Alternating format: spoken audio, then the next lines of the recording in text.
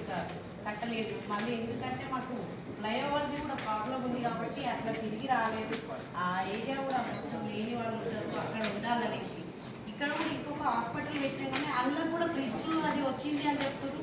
మా వార్డులోనే డైలీ ఒక 50 మెంబర్స్ చూపించుకుంటాం కానీ అక్కడ కూడా ఫ్రిడ్జ్ అది ప్రొవైడింగ్ అయిందని వచ్చింది కానీ మా దగ్గర దాకా రాలేదు.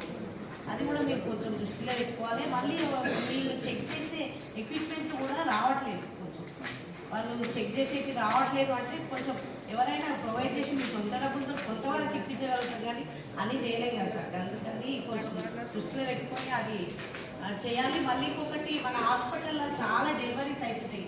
మండలాల నుంచి కానివ్వండి, గట్కేసర్ మున్సిపాలిటీలో 100 బెడెడ్ హాస్పిటల్కి కూడా మనం పెట్టుకున్నాము. 166గా ఇచ్చిర్రు కానీ అది వద్దని చెప్పి మనం ఇప్పుడు రింగ్ రోడ్లో HMDA కావాలనుకోలేము. ఎంపీ గారికి కూడా చెప్పడం జరుగుతుంది సార్. మీరు దాన్ని మాకు ఇప్పిస్తే ఒక 100 బెడెడ్ హాస్పిటల్ అయితే మాకు బాగుంటుంది.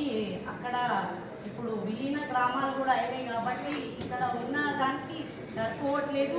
చాలామంది అక్కడికే వచ్చి నార్మల్ డెలివరీస్ కూడా ఎక్కువ అయిపోతాయి.